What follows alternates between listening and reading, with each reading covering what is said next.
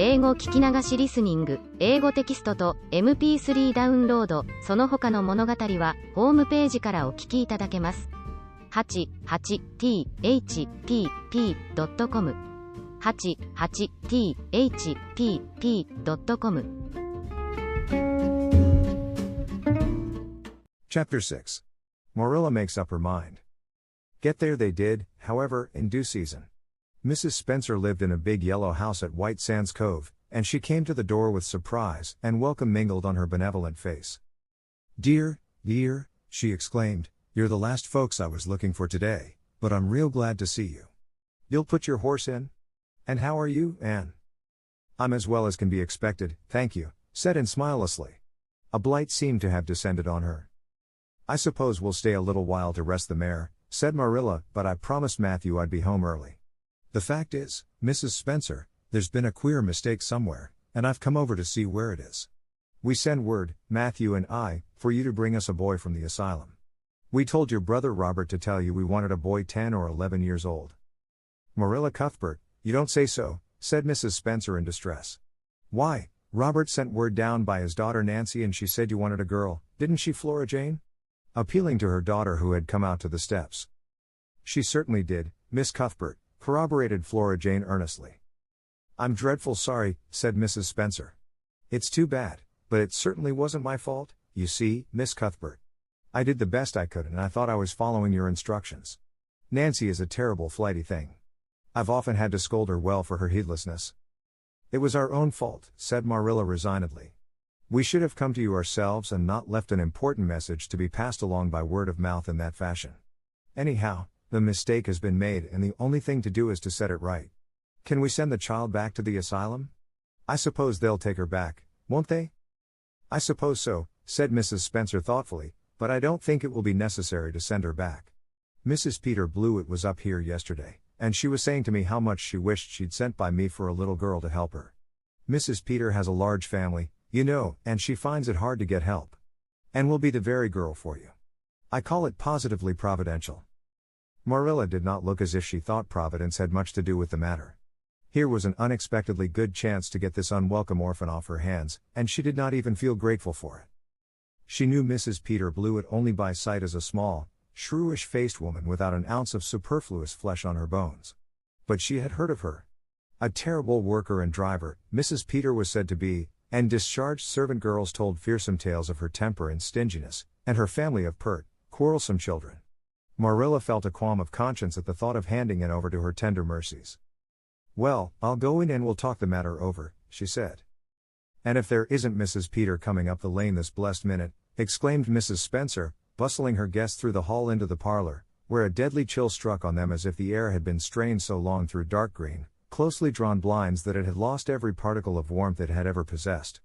That is real lucky, for we can settle the matter right away. Take the armchair, Miss Cuthbert. Anne, you sit here on the ottoman and don't wiggle. Let me take your hats. Flora Jane, go out and put the kettle on. Good afternoon, Mrs. Blewett. We were just saying how fortunate it was you happened along.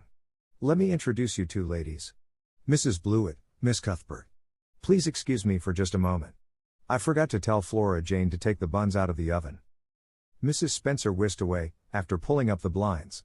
And sitting mutely on the ottoman, with her hands clasped tightly in her lap, stared at Mrs. Blewett as one fascinated. Was she to be given into the keeping of this sharp-faced, sharp-eyed woman? She felt a lump coming up in her throat and her eyes smarted painfully.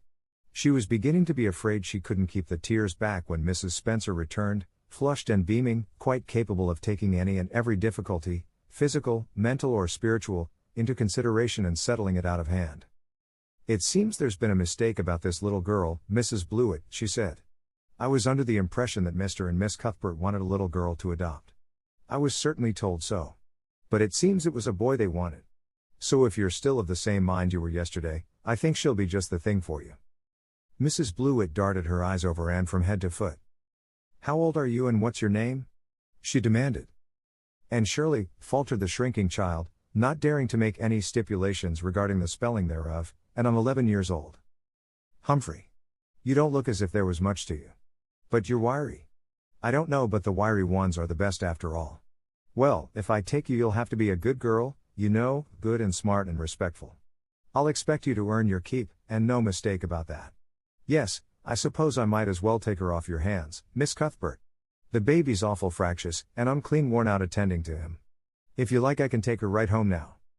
Marilla looked at Anne and softened at sight of the child's pale face with its look of mute misery, the misery of a helpless little creature who finds itself once more caught in the trap from which it had escaped. Marilla felt an uncomfortable conviction that, if she denied the appeal of that look, it would haunt her to her dying day. Moreover, she did not fancy Mrs. Blewett. To hand a sensitive, high-strung child over to such a woman. No, she could not take the responsibility of doing that. Well, I don't know, she said slowly. I didn't say that Matthew and I had absolutely decided that we wouldn't keep her. In fact, I may say that Matthew is disposed to keep her. I just came over to find out how the mistake had occurred. I think I'd better take her home again and talk it over with Matthew. I feel that I oughtn't to decide on anything without consulting him. If we make up our mind not to keep her, we'll bring or send her over to you tomorrow night. If we don't, you may know that she is going to stay with us. Will that suit you, Mrs. Blewett? I suppose it'll have to, said Mrs. Blewett ungraciously.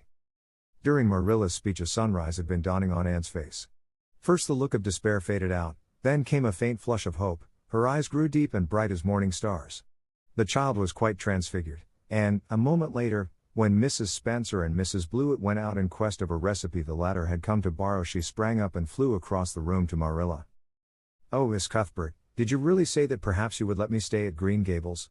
She said, in a breathless whisper, as if speaking aloud might shatter the glorious possibility. Did you really say it? Or did I only imagine that you did? I think you'd better learn to control that imagination of yours, and, if you can't distinguish between what is real and what isn't, said Marilla crossly. Yes, you did hear me say just that and no more. It isn't decided yet, and perhaps we will conclude to let Mrs. Blewett take you after all. She certainly needs you much more than I do. I'd rather go back to the asylum than go to live with her, said Anne passionately. She looks exactly like a gimlet. Marilla smothered a smile under the conviction that Anne must be reproved for such a speech. A little girl like you should be ashamed of talking so about a lady and a stranger, she said severely. Go back and sit down quietly and hold your tongue and behave as a good girl should. I'll try to do and be anything you want me, if you'll only keep me, said Anne, returning meekly to her ottoman. When they arrived back at Green Gables that evening, Matthew met them in the lane. Marilla from afar had noted him prowling along it and guessed his motive. She was prepared for the relief she read in his face when he saw that she had at least brought back and back with her. But she said nothing to him relative to the affair until they were both out in the yard behind the barn milking the cows. Then she briefly told him Anne's history and the result of the interview with Mrs. Spencer. I wouldn't give a dog I like to that Blewett woman, said Matthew with unusual vim. I don't fancy her style myself, admitted Marilla, but it's that or keeping her ourselves, Matthew. And since you seem to want her, I suppose I'm willing, or have to be. I've been thinking over the idea until I've got kind of used to it. It seems a sort of duty. I've never brought up a child, especially a girl, and I dare say I'll make a terrible mess of it. But I'll do my best. So far as I'm concerned, Matthew, she may stay. Matthew's shy face was aglow of delight. Well now, I reckoned you'd come to see it in that light, Marilla, he said. She's such an interesting little thing. It'd be more to the point if you could say she was a useful little thing, retorted Marilla, but I'll make it my business to see she's trained to be that. And mind, Matthew, you're not to go interfering with my methods. Perhaps an old maid doesn't know much about bringing up a child, but I guess she knows more than an old bachelor. So you just leave me to manage her. When I fail it'll be time enough to put your oar in. There, Marilla, you can have your own way, said Matthew reassuringly. Only be as good and kind to her as you can without spoiling her. I kind of think she's one of the sort you can do anything with if you only get her to love you. Marilla sniffed, to express her contempt for Matthew's opinions concerning anything feminine, and walked off to the dairy with the pails. I won't tell her tonight that she can stay, she reflected, as she strained the milk into the creamers. She'd be so excited that she wouldn't sleep a wink. Marilla Cuthbert, you're fairly in for it. Did you ever suppose you'd see the day when you'd be adopting an orphan girl? It's surprising enough, but not so surprising as that Matthew should be at the bottom of it, him that always seemed to have such a mortal dread of little girls. Anyhow, we've decided on the experiment and goodness only knows what will come of it. Chapter 7.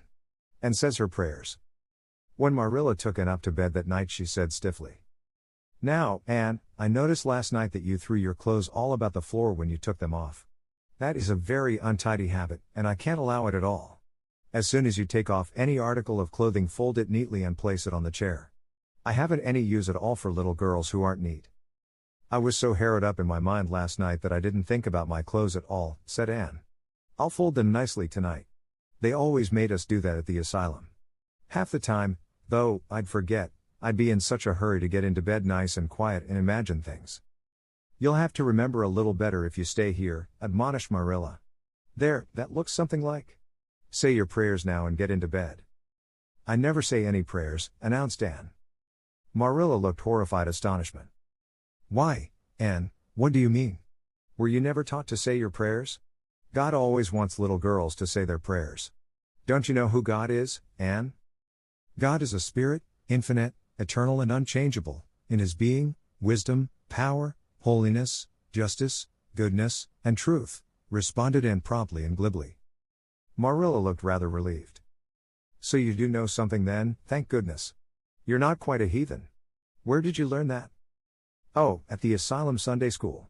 They made us learn the whole catechism. I liked it pretty well.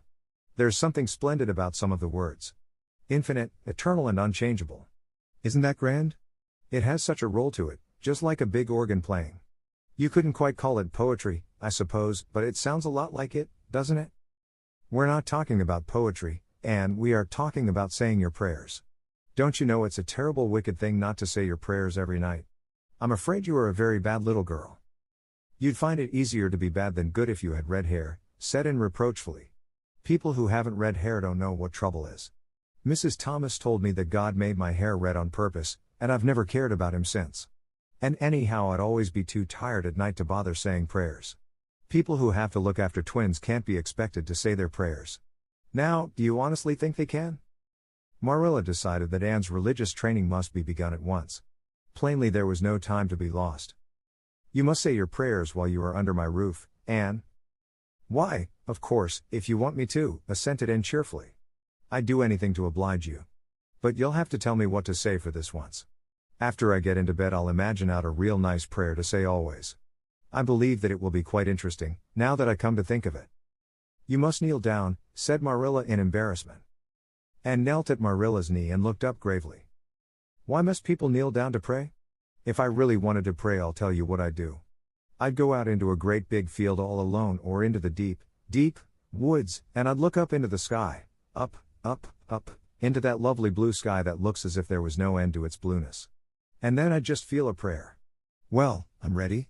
What am I to say? Marilla felt more embarrassed than ever. She had intended to teach in the childish classic, Now I Lay Me Down to Sleep. But she had, as I have told you, the glimmerings of a sense of humor, which is simply another name for a sense of fitness of things, and it suddenly occurred to her that that simple little prayer, sacred to white-robed childhood lisping at motherly knees, was entirely unsuited to this freckled witch of a girl who knew and cared nothing about God's love, since she had never had it translated to her through the medium of human love. You're old enough to pray for yourself, Anne, she said finally. Just thank God for your blessings and ask him humbly for the things you want. Well, I'll do my best, promised Anne, burying her face in Marilla's lap. Gracious Heavenly Father, that's the way the ministers say it in church, so I suppose it's all right in private prayer, isn't it? She interjected, lifting her head for a moment. Gracious Heavenly Father, I thank thee for the white way of delight and the lake of shining waters and Bonnie and the Snow Queen. I'm really extremely grateful for them. And that's all the blessings I can think of just now to thank thee for.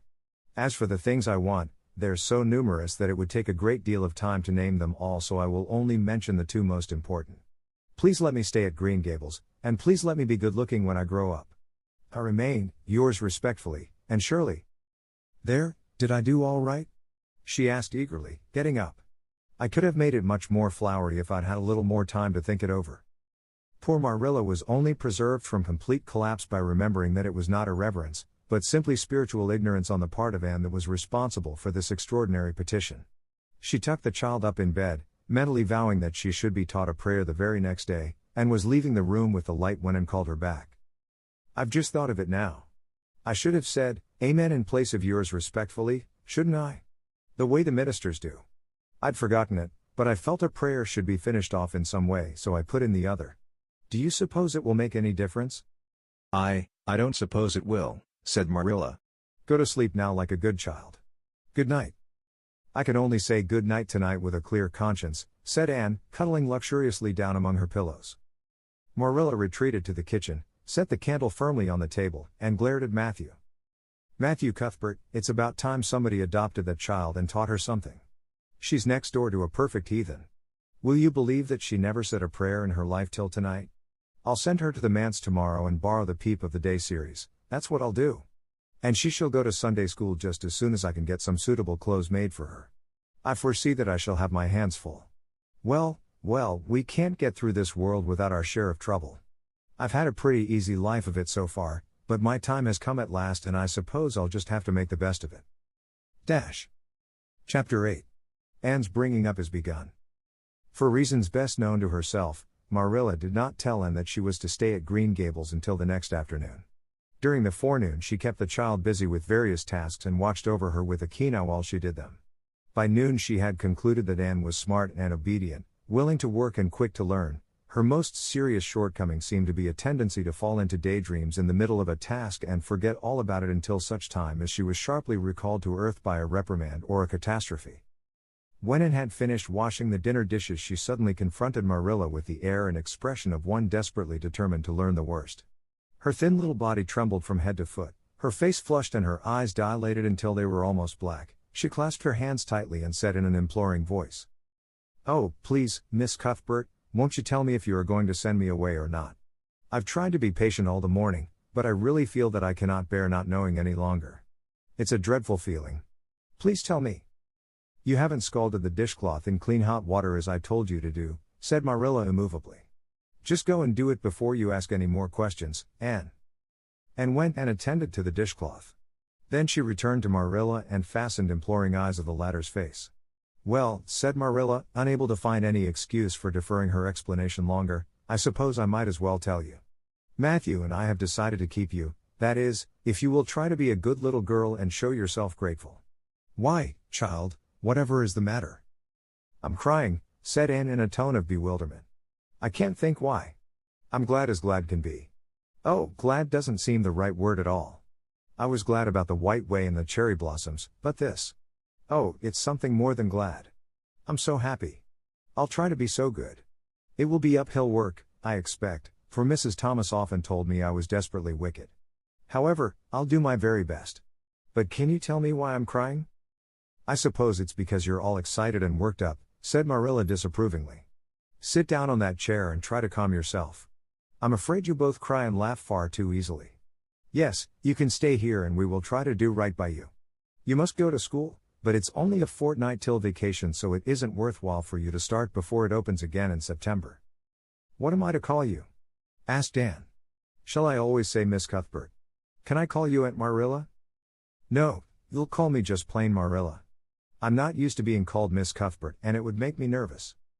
"It sounds awfully disrespectful to just say Marilla," protested Anne. "I guess there'll be nothing disrespectful in it if you're careful to speak respectfully. Everybody, young and old, in Avonlea calls me Marilla except the minister. He says Miss Cuthbert, when he thinks of it." "I'd love to call you Aunt Marilla," said Anne wistfully. "I've never had an aunt or any relation at all, not even a grandmother. It would make me feel as if I really belonged to you. Can't I call you Aunt Marilla?" "No. I'm not your aunt and I don't believe in calling people names that don't belong to them. But we could imagine you were my aunt." "I couldn't," said Marilla grimly. "Do you never imagine things different from what they really are?" asked Anne wide-eyed. "No." "Oh." And drew a long breath. "Oh, Miss Marilla, how much you miss." "I don't believe in imagining things different from what they really are," retorted Marilla. "When the Lord puts us in certain circumstances He doesn't mean for us to imagine them away. And that reminds me. Go into the sitting room, and be sure your feet are clean and don't let any flies in, and bring me out the illustrated card that's on the mantelpiece. The Lord's Prayer is on it and you'll devote your spare time this afternoon to learning it off by heart. There's to be no more of such praying as I heard last night." "I suppose I was very awkward," said Anne apologetically, "but then, you see, I'd never had any practice. You couldn't really expect a person to pray very well the first time she tried, could you? I thought out a splendid prayer after I went to bed, just as I promised you I would. It was nearly as long as a minister's and so poetical. But would you believe it? I couldn't remember one word when I woke up this morning. And I'm afraid I'll never be able to think out another one as good.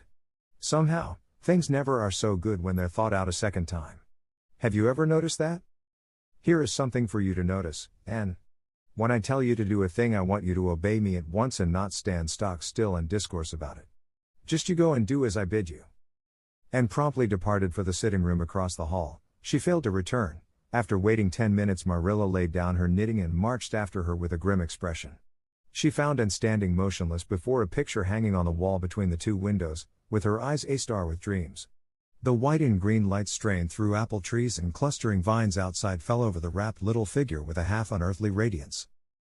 "Anne, whatever are you thinking of?" demanded Marilla sharply. Anne came back to earth with a start. "That," she said, pointing to the picture, a rather vivid chromo entitled, "Christ Blessing Little Children," and I was just imagining I was one of them, that I was the little girl in the blue dress, standing off by herself in the corner as if she didn't belong to anybody, like me. She looks lonely and sad, don't you think? I guess she hadn't any father or mother of her own. But she wanted to be blessed, too, so she just crept shyly up on the outside of the crowd, hoping nobody would notice her, except him. I'm sure I know just how she felt. Her heart must have beat and her hands must have got cold, like mine did when I asked you if I could stay. She was afraid he mightn't notice her. But it's likely he did, don't you think? I've been trying to imagine it all out, her edging a little nearer all the time until she was quite close to him, and then he would look at her and put his hand on her hair and oh, such a thrill of joy as would run over her. But I wish the artist hadn't painted him so sorrowful looking. All his pictures are like that, if you've noticed. But I don't believe he could really have looked so sad or the children would have been afraid of him. "Anne," said Marilla, wondering why she had not broken into this speech long before, "you shouldn't talk that way. It's irreverent, positively irreverent." Anne's eyes marveled. "Why, I felt just as reverent as could be. I'm sure I didn't mean to be irreverent." "Well, I don't suppose you did, but it doesn't sound right to talk so familiarly about such things. And another thing, Anne, when I send you after something you're to bring it at once and not fall into mooning and imagining before pictures. Remember that. Take that card and come right to the kitchen.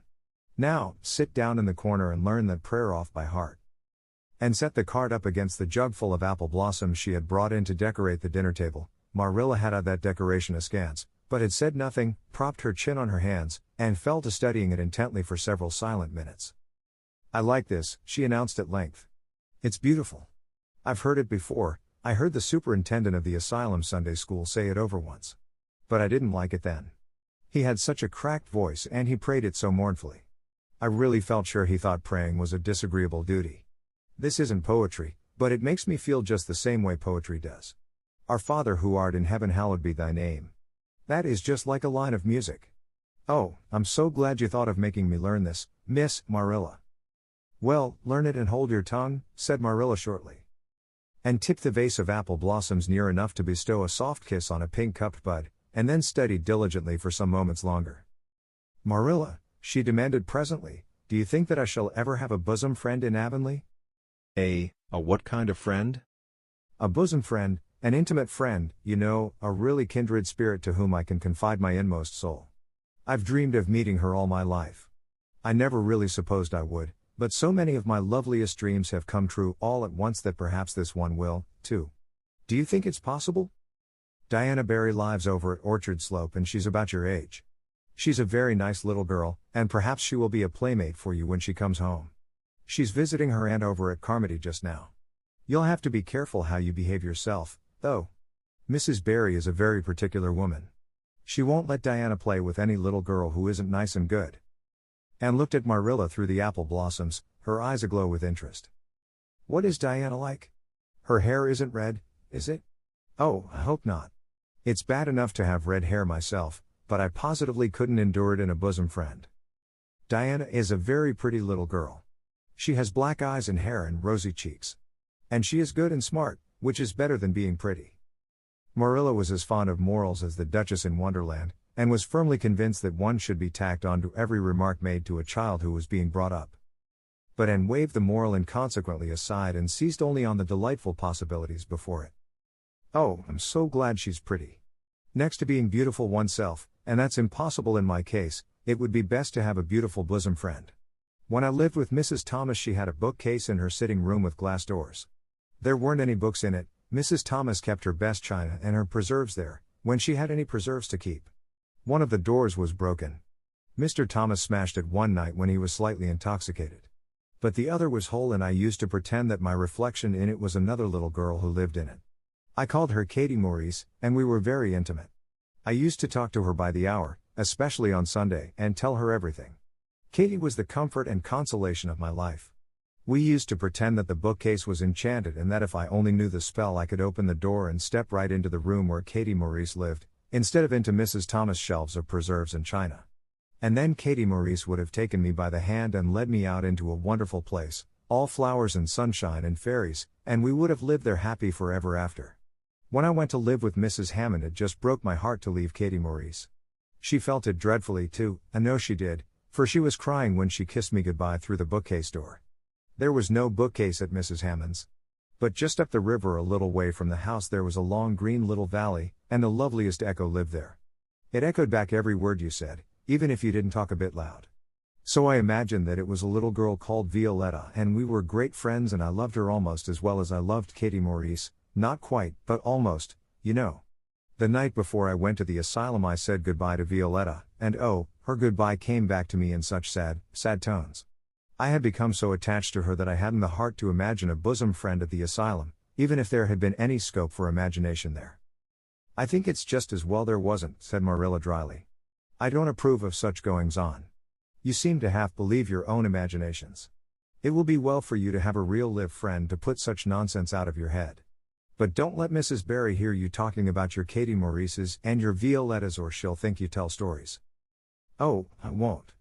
I couldn't talk of them to everybody, their memories are too sacred for that.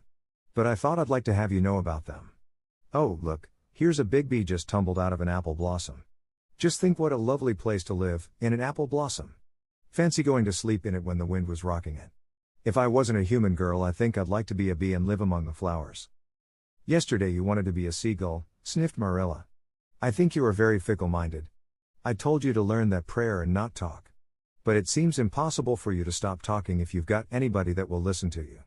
So go up to your room and learn it. Oh, I know it pretty nearly all now, all but just the last line. Well, never mind, do as I tell you. Go to your room and finish learning it well, and stay there until I call you down to help me get tea. Can I take the apple blossoms with me for company? Pleaded Anne. No, you don't want your room cluttered up with flowers. You should have left them on the tree in the first place. I did feel a little that way, too, said Anne. I kind of felt I shouldn't shorten their lovely lives by picking them. I wouldn't want to be picked if I were an apple blossom. But the temptation was irresistible. What do you do when you meet with an irresistible temptation? Anne, did you hear me tell you to go to your room? Anne sighed, retreated to the east gable, and sat down in a chair by the window. There, I know this prayer. I learned that last sentence coming upstairs. Now I'm going to imagine things into this room so that they'll always stay imagined. The floor is covered with a white velvet carpet with pink roses all over it, and there are pink silk curtains at the windows. The walls are hung with gold and silver brocade tapestry. The furniture is mahogany. I never saw any mahogany, but it does sound so luxurious. This is a couch all heaped with gorgeous silken cushions, pink and blue and crimson and gold, and I am reclining gracefully on it. I can see my reflection in that splendid big mirror hanging on the wall. I am tall and regal, clad in a gown of trailing white lace, with a pearl cross on my breast and pearls in my hair. My hair is of midnight darkness and my skin is clear ivory pallor. My name is the Lady Cordelia Fitzgerald. No, it isn't, I can't make that seem real. She danced up to the little looking glass and peered into it. Her pointed freckled face and solemn gray eyes peered back at her. You're only Anne of Green Gables, she said earnestly, and I see you, just as you are looking now, whenever I try to imagine I'm the Lady Cordelia. But it's a million times nicer to be Anne of Green Gables than Anne of Nowhere in particular, isn't it? She bent forward, kissed her reflection affectionately, and betook herself to the open window. Dear Snow Queen, good afternoon. And good afternoon, dear birches down in the hollow. And good afternoon, dear gray house up on the hill. I wonder if Diana is to be my bosom friend. I hope she will, and I shall love her very much. But I must never quite forget Katie Maurice and Violetta. They would feel so hurt if I did, and I'd hate to hurt anybody's feelings, even a little bookcase girl's or a little echo girl's. I must be careful to remember them and send them a kiss every day. and blew a couple of airy kisses from her fingertips past the cherry blossoms and then, with her chin in her hands, drifted luxuriously out on a sea of daydreams. Chapter 9. Mrs. Rachel Lynde is properly horrified. And had been a fortnight at Green Gables before Mrs. Lynde arrived to inspect her. Mrs. Rachel, to do her justice, was not to blame for this. A severe and unseasonable attack of grippe had confined the good lady to her house ever since the occasion of her last visit to Green Gables. Mrs. Rachel was not often sick and had a well-defined contempt for people who were, but grippe, she asserted, was like no other illness on earth and could only be interpreted as one of the special visitations of Providence. As soon as her doctor allowed her to put her foot out of doors, she hurried up to Green Gables, bursting with curiosity to see Matthew and Marilla's orphan, concerning whom all sorts of stories and suppositions had gone abroad in Avonlea, and had made good use of every waking moment of that fortnight. Already she was acquainted with every tree and shrub about the place. She had discovered that a lane opened out below the apple orchard and ran up through a belt of woodland, and she had explored it to its furthest end in all its delicious vagaries of brook and bridge, fir coppice and wild cherry arch, corners thick with fern, and branching byways of maple and mountain ash. She had made friends with the spring down in the hollow, that wonderful deep, clear icy cold spring. It was set about with smooth red sandstones and rimmed in by great palm-like clumps of water fern, and beyond it was a log bridge over the brook. That bridge led Anne's dancing feet up over a wooded hill beyond, where perpetual twilight reigned under the straight, thick-growing firs and spruces. The only flowers there were myriads of delicate June bells, those shyest and sweetest of woodland blooms, and a few pale, aerial starflowers, like the spirits of last year's blossoms. Gossamers glimmered like threads of silver among the trees, and the fir boughs and tassels seemed to utter friendly speech. All these raptured voyages of exploration were made in the odd half-hours which she was allowed for play, and Anne talked Matthew and Marilla half-deaf over her discoveries. Not that Matthew complained, to be sure, he listened to it all with a wordless smile of enjoyment on his face. Marilla permitted the chatter until she found herself becoming too interested in it, whereupon she always promptly quenched Anne by a curt command to hold her tongue. Anne was out in the orchard when Mrs. Rachel came, wandering at her own sweet will through the lush, tremulous grasses splashed with ruddy evening sunshine, so that good lady had an excellent chance to talk her illness fully over, describing every ache and pulse beat with such evident enjoyment that Marilla thought even grippe must bring its compensations. When details were exhausted, Mrs. Rachel introduced the real reason of her call. "I've been hearing some surprising things about you and Matthew." "I don't suppose you are any more surprised than I am myself," said Marilla. "I'm getting over my surprise now." "It was too bad there was such a mistake," said Mrs. Rachel sympathetically. "Couldn't you have sent her back?" "I suppose we could, but we decided not to. Matthew took a fancy to her. And I must say I like her myself, although I admit she has her faults. The house seems a different place already. She's a real bright little thing." Marilla said more than she had intended to say when she began, for she read disapproval in Mrs. Rachel's expression. "It's a great responsibility you've taken on yourself," said that lady gloomily, "especially when you've never had any experience with children. You don't know much about her or her real disposition, I suppose, and there's no guessing how a child like that will turn out. But I don't want to discourage you, I'm sure, Marilla." "I'm not feeling discouraged," was Marilla's dry response. "When I make up my mind to do a thing it stays made up. I suppose you'd like to see Anne. I'll call her in." Anne came running in presently, her face sparkling with the delight of her orchard rovings, but, abashed at finding the delight herself in the unexpected presence of a stranger, she halted confusedly inside the door. She certainly was an odd-looking little creature in the short tight wincey dress she had worn from the asylum, below which her thin legs seemed ungracefully long. Her freckles were more numerous and obtrusive than ever, the wind had ruffled her hatless hair into over-brilliant disorder. It had never looked redder than at that moment. "Well, they didn't pick you for your looks, that's sure and certain," was Mrs. Rachel Lynde's emphatic comment. Mrs. Rachel was one of those delightful and popular people who pride themselves on speaking their mind without fear or favor. "She's terrible skinny and homely, Marilla. Come here, child, and let me have a look at you. Lawful heart, did anyone ever see such freckles? And hair as red as carrots. Come here, child, I say." And came there, but not exactly as Mrs. Rachel expected. With one bound she crossed the kitchen floor and stood before Mrs. Rachel, her face scarlet with anger, her lips quivering, and her whole slender form trembling from head to foot. "I hate you," she cried in a choked voice, stamping her foot on the floor. "I hate you, I hate you, I hate you," a louder stamp with each assertion of hatred. "How dare you call me skinny and ugly? How dare you say I'm freckled and red-headed? You are a rude, impolite, unfeeling woman. Anne, exclaimed Marilla in consternation.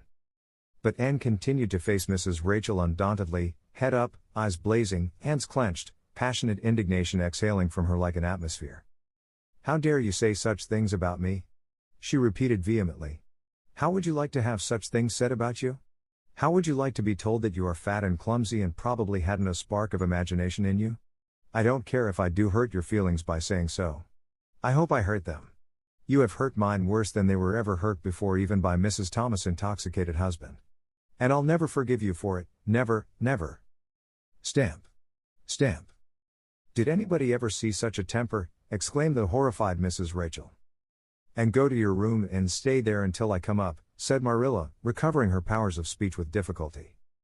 Anne, bursting into tears, rushed to the hall door, slammed it until the tins on the porch wall outside rattled in sympathy, and fled through the hall and up the stairs like a whirlwind. A subdued slam above told that the door of the east gable had been shut with equal vehemence. "Well, I don't envy you your job bringing that up, Marilla," said Mrs. Rachel with unspeakable solemnity. Marilla opened her lips to say she knew not what of apology or deprecation. What she did say was a surprise to herself then and ever afterwards. "You shouldn't have twitted her about her looks, Rachel." "Marilla Cuthbert, you don't mean to say that you are upholding her in such a terrible display of temper as we've just seen?" demanded Mrs. Rachel indignantly. "No," said Marilla slowly, "I'm not trying to excuse her. She's been very naughty and I'll have to give her a talking to about it. But we must make allowances for her. She's never been taught what is right. And you were too hard on her, Rachel." Marilla could not help tacking on that last sentence, although she was again surprised at herself for doing it. Mrs. Rachel got up with an air of offended dignity. "Well, I see that I'll have to be very careful what I say after this, Marilla, since the fine feelings of orphans, brought from goodness knows where, have to be considered before anything else. Oh no, I'm not vexed, don't worry yourself. I'm too sorry for you to leave any room for anger in my mind. You'll have your own troubles with that child. But if you'll take my advice, which I suppose you won't do, although I've brought up 10 children and buried 2, you'll do that talking to you mentioned with a fair-sized birch switch. I should think that would be the most effective language for that kind of a child. Her temper matches her hair, I guess. Well, good evening, Marilla. I hope you'll come down to see me often as usual. But you can't expect me to visit here again in a hurry, if I'm liable to be flown at and insulted in such a fashion. It's something new in my experience." Whereat Mrs. Rachel swept out in a way, if a fat woman who always waddled could be said to sweep away, and Marilla with a very solemn face betook herself to the east gable. On the way upstairs she pondered uneasily as to what she ought to do. She felt no little dismay over the scene that had just been enacted. How unfortunate that Anne should have displayed such temper before Mrs. Rachel Lynde, of all people. Then Marilla suddenly became aware of an uncomfortable and rebuking consciousness that she felt more humiliation over this than sorrow over the discovery of such a serious defect in Anne's disposition. And how was she to punish her? The amiable suggestion of the birch switch, to the efficiency of which all of Mrs. Rachel's own children could have borne smarting testimony, did not appeal to Marilla. She did not believe she could whip a child. No, some other method of punishment must be found to bring Anne to a proper realization of the enormity of her offense. Marilla found Anne face downward on her bed, crying bitterly, quite oblivious of muddy boots on a clean counterpane. "Anne," she said not ungently. No answer. "Anne," with greater severity, "get off that bed this minute and listen to what I have to say to you." Anne squirmed off the bed and sat rigidly on a chair beside it, her face swollen and tear-stained and her eyes fixed stubbornly on the floor. "This is a nice way for you to behave. Anne. Aren't you ashamed of yourself?" "She hadn't any right to call me ugly and red-headed," retorted Anne, evasive and defiant. "You hadn't any right to fly into such a fury and talk the way you did to her, Anne. I was ashamed of you, thoroughly ashamed of you. I wanted you to behave nicely to Mrs. Lynde, and instead of that you have disgraced me. I'm sure I don't know why you should lose your temper like that just because Mrs. Lynde said you were red-haired and homely. You say it yourself often enough." "Oh, but there's such a difference between saying a thing yourself and hearing other people say it," wailed Anne. "You may know a thing is so, but you can't help hoping other people don't quite think it is. I suppose you think I have an awful temper, but I couldn't help it. When she said those things something just rose right up in me and choked me. I had to fly out at her." "Well, you made a fine exhibition of yourself, I must say. Mrs. Lynde will have a nice story to tell about you everywhere, and she'll tell it, too. It was a dreadful thing for you to lose your temper like that, Anne." Just imagine how you would feel if somebody told you to your face that you were skinny and ugly, pleaded Anne tearfully. An old remembrance suddenly rose up before Marilla. She had been a very small child when she had heard one aunt say of her to another, "What a pity she is such a dark, homely little thing." Marilla was every day of 50 before the sting had gone out of that memory. "I don't say that I think Mrs. Lynde was exactly right in saying what she did to you, and," she admitted in a softer tone. "Rachel is too outspoken. But that is no excuse for such behavior on your part. She was a stranger and an elderly person and my visitor, all three very good reasons why you should have been respectful to her. You were rude and saucy and Marilla had a saving inspiration of punishment. You must go to her and tell her you are very sorry for your bad temper and ask her to forgive you." "I can never do that," said Anne determinedly and darkly. "You can punish me in any way you like, Marilla. You can shut me up in a dark, damp dungeon inhabited by snakes and toads and feed me only on bread and water and I shall not complain. But I cannot ask Mrs. Lynde to forgive me." "We're not in the habit of shutting people up in dark damp dungeons," said Marilla dryly, "especially as they're rather scarce in Avonlea. But apologize to Mrs. Lynde you must and shall, and you'll stay here in your room until you can tell me you're willing to do it." "I shall have to stay here forever then," said Anne mournfully, "because I can't tell Mrs. Lynde I'm sorry I said those things to her. How can I? I'm not sorry. I'm sorry I've vexed you, but I'm glad I told her just what I did. It was a great satisfaction. I can't say I'm sorry when I'm not, can I? I can't even imagine I'm sorry." "Perhaps your imagination will be in better working order by the morning," said Marilla, rising to depart. "You'll have the night to think over your conduct in and come to a better frame of mind. You said you would try to be a very good girl if we kept you at Green Gables, but I must say it hasn't seemed very much like it this evening." Leaving this Parthian shaft to rankle in Anne's stormy bosom, Marilla descended to the kitchen, grievously troubled in mind and vexed in soul. She was as angry with herself as with Anne, because, whenever she recalled Mrs. Rachel's dumbfounded countenance her lips twitched with amusement and she felt a most reprehensible desire to laugh. Chapter 10. Anne's Apology. Marilla said nothing to Matthew about the affair that evening, but when Anne proved still refractory the next morning an explanation had to be made to account for her absence from the breakfast table. Marilla told Matthew the whole story, taking pains to impress him with a due sense of the enormity of Anne's behavior. "It's a good thing Rachel Lynde got a calling down, she's a meddlesome old gossip," was Matthew's consolatory rejoinder. "Matthew Cuthbert, I'm astonished at you. You know that Anne's behavior was dreadful, and yet you take her part. I suppose you'll be saying next thing that she oughtn't to be punished at all." "Well now, no, not exactly," said Matthew uneasily. "I reckon she ought to be punished a little. But don't be too hard on her, Marilla. Recollect she hasn't ever had anyone to teach her right. You're going to give her something to eat, aren't you?" "When did you ever hear of me starving people into good behavior?" demanded Marilla indignantly. "She'll have her meals regular, and I'll carry them up to her myself. But she'll stay up there until she's willing to apologize to Mrs. Lynde, and that's final, Matthew." Breakfast, dinner, and supper were very silent meals, for Anne still remained obdurate. After each meal Marilla carried a well-filled tray to the east gable and brought it down later on not noticeably depleted. Matthew eyed its last descent with a troubled eye. Hadn't eaten anything at all?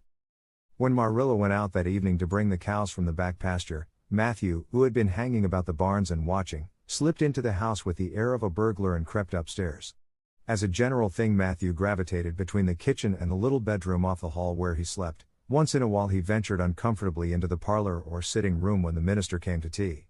But he had never been upstairs in his own house since the spring he helped Marilla paper the spare bedroom, and that was 4 years ago. He tiptoed along the hall and stood for several minutes outside the door of the east gable before he summoned courage to tap on it with his fingers and then opened the door to peep in. Anne was sitting on the yellow chair by the window gazing mournfully out into the garden. Very small and unhappy she looked, and Matthew's heart smote him. He softly closed the door and tiptoed over to her. "Anne," he whispered, as if afraid of being overheard, "how are you making it, Anne?" Anne smiled wanly. "Pretty well. I imagine a good deal, and that helps to pass the time. Of course, it's rather lonesome. But then, I may as well get used to that." Anne smiled again, bravely facing the long years of solitary imprisonment before her. Matthew recollected that he must say what he had come to say without loss of time, lest Marilla return prematurely. "Well now, Anne, don't you think you'd better do it and have it over with?" he whispered. "It'll have to be done sooner or later, you know, for Marilla's a dreadful determined woman, dreadful determined, Anne. Do it right off, I say, and have it over." Do you mean apologize to Mrs. Lind? Yes, apologize, that's the very word, said Matthew eagerly. Just smooth it over, so to speak. That's what I was trying to get at. I suppose I could do it to oblige you, said Anne thoughtfully. It would be true enough to say I am sorry, because I am sorry now. I wasn't a bit sorry last night. I was mad clear through, and I stayed mad all night. I know I did because I woke up 3 times and I was just furious every time. But this morning it was over. I wasn't in a temper anymore, and it left a dreadful sort of goneness, too. I felt so ashamed of myself. But I just couldn't think of going and telling Mrs. Lind so. It would be so humiliating. I made up my mind I'd stay shut up here forever rather than do that. But still, I'd do anything for you, if you really want me to. Well now, of course I do. It's terrible lonesome downstairs without you. Just go and smooth things over, that's a good girl. Very well, said Anne resignedly. I'll tell Marilla as soon as she comes and I've repented. That's right, Anne. But don't tell Marilla I said anything about it. She might think I was putting Anne and I promised not to do that. Wild horses won't drag the secret from me, promised Anne solemnly. How would wild horses drag a secret from a person anyhow? But Matthew was gone, scared at his own success. He fled hastily to the remotest corner of the horse pasture lest Marilla should suspect what he had been up to. Marilla herself, upon her return to the house, was agreeably surprised to hear a plaintive voice calling Marilla over the banisters. Well, she said, going into the hall. I'm sorry I lost my temper and said rude things, and I'm willing to go and tell Mrs. Lind so. Very well. Marilla's crispness gave no sign of her relief. She had been wondering what under the canopy she should do if Anne did not give in. I'll take you down after milking. Accordingly, after milking, behold Marilla and Anne walking down the lane, the former erect and triumphant, the latter drooping and dejected. But halfway down Anne's dejection vanished as if by enchantment. She lifted her head and stepped lightly along, her eyes fixed on the sunset sky and an air of subdued exhilaration about her. Marilla beheld the change disapprovingly. This was no meek penitence such as it behooved her to take into the presence of the offended Mrs. Lind. What are you thinking of, Anne? She asked sharply. I'm imagining out what I must say to Mrs. Lind, answered Anne dreamily. This was satisfactory, or should have been so. But Marilla could not rid herself of the notion that something in her scheme of punishment was going askew. And had no business to look so rapt and radiant. Rapt and radiant Anne continued until they were in the very presence of Mrs. Lind, who was sitting knitting by her kitchen window. Then the radiance vanished. Mournful penitence appeared on every feature. Before a word was spoken Anne suddenly went down on her knees before the astonished Mrs. Rachel and held out her hands beseechingly. Oh, Mrs. Lind, I am so extremely sorry, she said with a quiver in her voice. I could never express all my sorrow, no, not if I used up a whole dictionary. You must just imagine it. I behaved terribly to you, and I've disgraced the dear friends, Matthew and Marilla, who have let me stay at Green Gables although I'm not a boy. I'm a dreadfully wicked and ungrateful girl, and I deserve to be punished and cast out by respectable people forever. It was very wicked of me to fly into a temper because you told me the truth. It was the truth, every word you said was true. My hair is red and I'm freckled and skinny and ugly. What I said to you was true, too, but I shouldn't have said it. Oh, Mrs. Lind, please, please, forgive me. If you refuse it will be a lifelong sorrow on a poor little orphan girl, would you, even if she had a dreadful temper? Oh, I am sure you wouldn't. Please say you forgive me, Mrs. Lind. Anne clasped her hands together, bowed her head, and waited for the word of judgment. There was no mistaking her sincerity, it breathed in every tone of her voice. Both Marilla and Mrs. Lind recognized its unmistakable ring. But the former understood in dismay that Anne was actually enjoying her valley of humiliation, was reveling in the thoroughness of her abasement. Where was the wholesome punishment upon which she, Marilla, had plumed herself? And had turned it into a species of positive pleasure. Good Mrs. Lind, not being overburdened with perception, did not see this.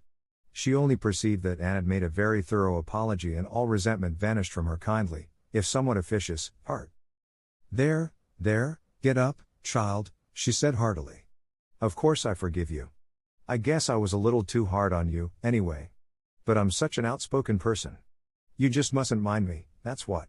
It can't be denied your hair is terrible red, but I knew a girl once, went to school with her, in fact, whose hair was every mite as red as yours when she was young, but when she grew up it darkened to a real handsome auburn. I wouldn't be a mite surprised if yours did, too, a mite. Oh, Mrs. Lind. And drew a long breath as she rose to her feet. You have given me a hope. I shall always feel that you are a benefactor. Oh, I could endure anything if I only thought my hair would be a handsome auburn when I grew up. It would be so much easier to be good if one's hair was a handsome auburn, don't you think?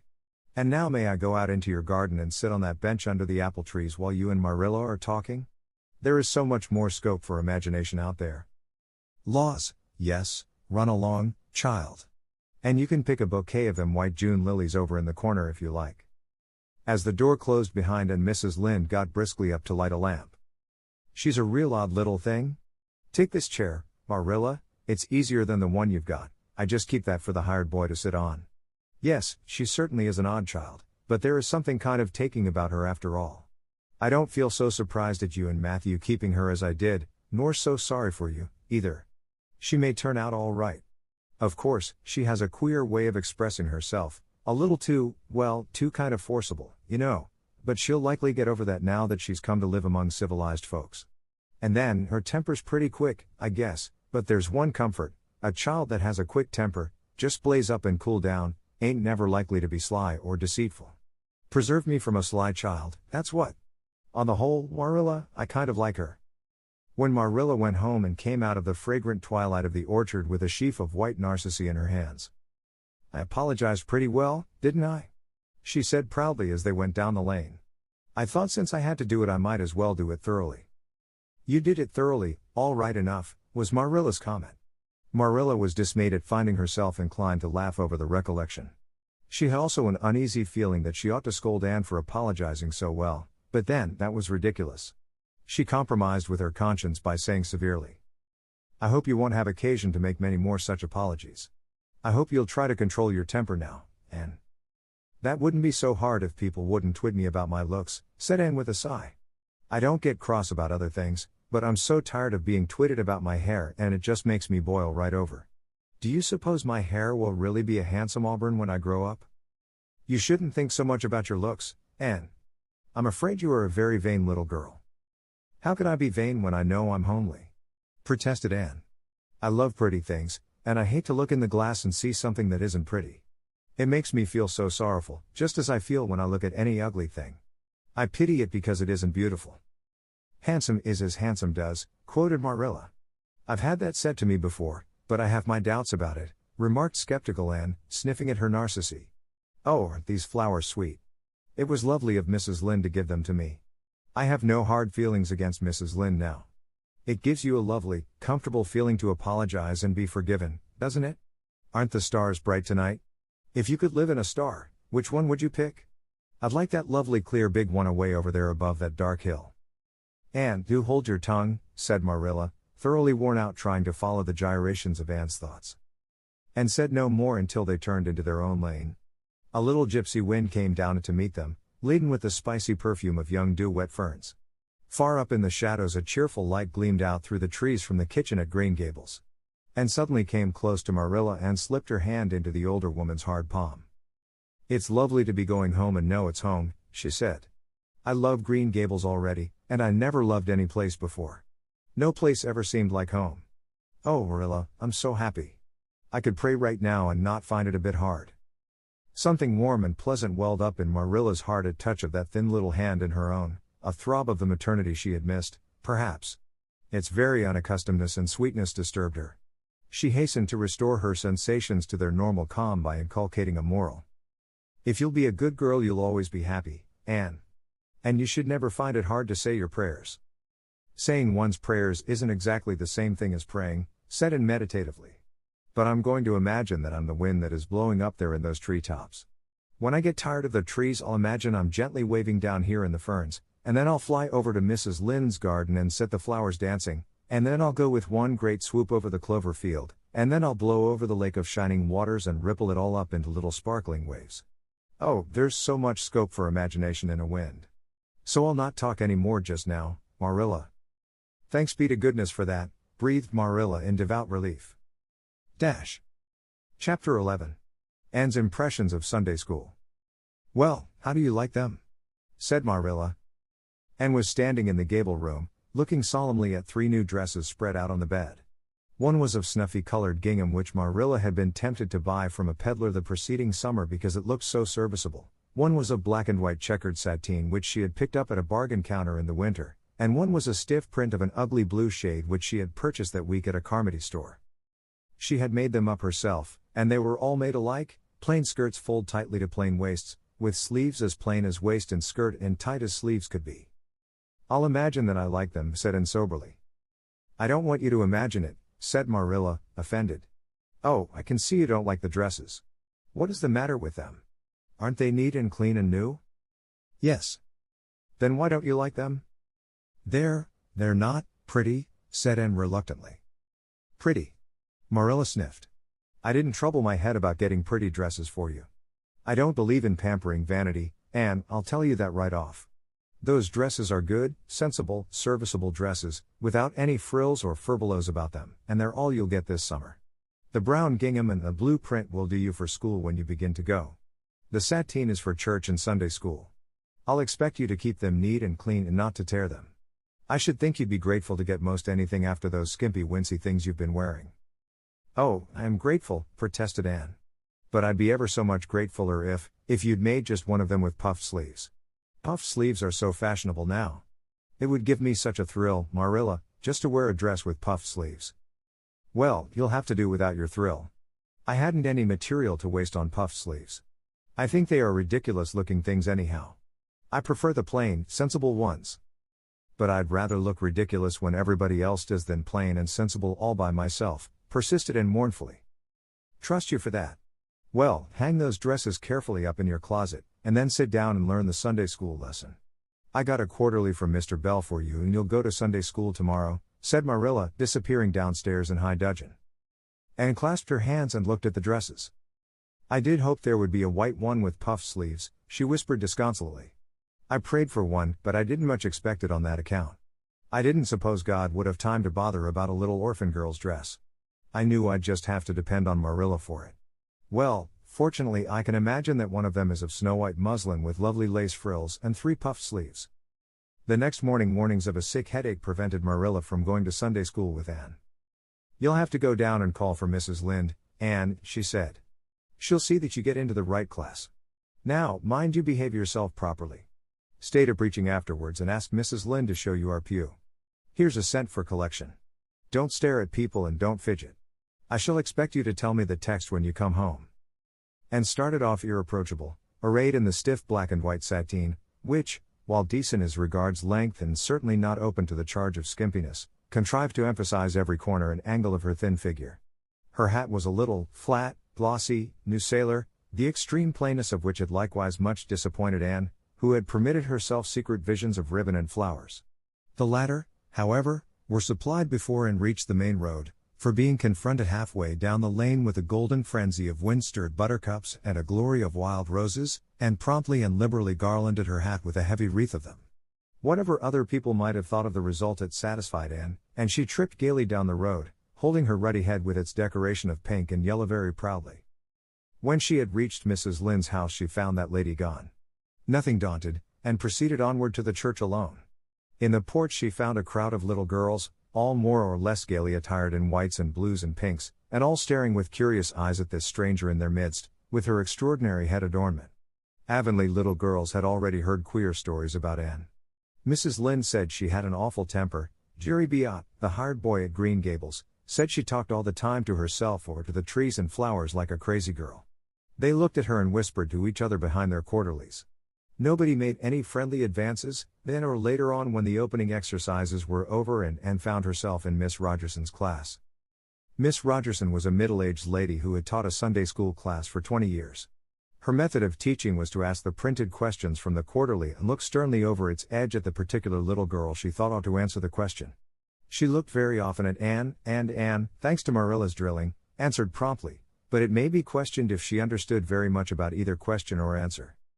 She did not think she liked Miss Rogerson, and she felt very miserable. Every other little girl in the class had puffed sleeves. And felt that life was really not worth living without puffed sleeves. "Well, how did you like Sunday school?" Marilla wanted to know when Anne came home. Her wreath having faded, and had discarded it in the lane, so Marilla was spared the knowledge of that for a time. "I didn't like it a bit. It was horrid." "And Shirley," said Marilla rebukingly.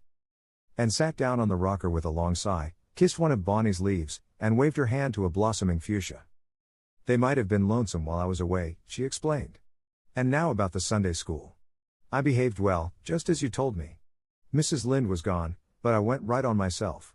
I went into the church, with a lot of other little girls, and I sat in the corner of a pew by the window while the opening exercises went on. Mr. Bell made an awfully long prayer. I would have been dreadfully tired before he got through if I hadn't been sitting by that window. But it looked right out on the lake of shining waters, so I just gazed at that and imagined all sorts of splendid things. You shouldn't have done anything of the sort. You should have listened to Mr. Bell. But he wasn't talking to me, protested Anne. He was talking to God, and he didn't seem to be very much interested in it, either. I think he thought God was too far off though. There was a long row of white birches hanging over the lake and the sunshine fell down through them way down, deep into the water. Oh, Marilla, it was like a beautiful dream. It gave me a thrill and I just said, "Thank you for it, God," 2 or 3 times. Not out loud, I hope, said Marilla anxiously. Oh, no, just under my breath. Well, Mr. Bell did get through at last and they told me to go into the classroom with Miss Rogerson's class. There were 9 other girls in it. They all had puff sleeves. I tried to imagine mine were puffed, too, but I couldn't. Why couldn't I? It was as easy as could be to imagine they were puffed when I was alone in the East Gable, but it was awfully hard there among the others who had really truly puffs. You shouldn't have been thinking about your sleeves in Sunday school. You should have been attending to the lesson. I hope you knew it. Oh, yes, and I answered a lot of questions. Miss Rogerson asked ever so many. I don't think it was fair for her to do all the asking. There were lots I wanted to ask her, but I didn't like to because I didn't think she was a kindred spirit. Then all the other little girls recited a paraphrase. She asked me if I knew any. I told her I didn't, but I could recite, "The dog at his master's grave" if she liked. That's in the Third Royal Reader. It isn't a really truly religious piece of poetry, but it's so sad and melancholy that it might as well be. She said it wouldn't do and she told me to learn the 19th paraphrase for next Sunday. I read it over in church afterwards and it's splendid. There are 2 lines in particular that just thrill me. Quick as the slaughtered squadrons fell in Midian's evil day. I don't know what squadrons means nor Midian, either, but it sounds so tragical. I can hardly wait until next Sunday to recite it. I'll practice it all the week. After Sunday school I asked Miss Rogerson, because Mrs. Lind was too far away, to show me your pew. I sat just as still as I could and the text was Revelations, 3rd chapter, 2nd and 3rd verses. It was a very long text. If I was a minister I'd pick the short, snappy ones. The sermon was awfully long, too. I suppose the minister had to match it to the text. I didn't think he was a bit interesting. The trouble with him seems to be that he hasn't enough imagination. I didn't listen to him very much. I just let my thoughts run and I thought of the most surprising things. Marilla felt helplessly that all this should be sternly reproved, but she was hampered by the undeniable fact that some of the things Anne had said, especially about the minister's sermons and Mr. Bell's prayers, were what she herself had really thought deep down in her heart for years, but had never given expression to. It almost seemed to her that those secret, unuttered, critical thoughts had suddenly taken visible and accusing shape and form in the person of this outspoken morsel of neglected humanity.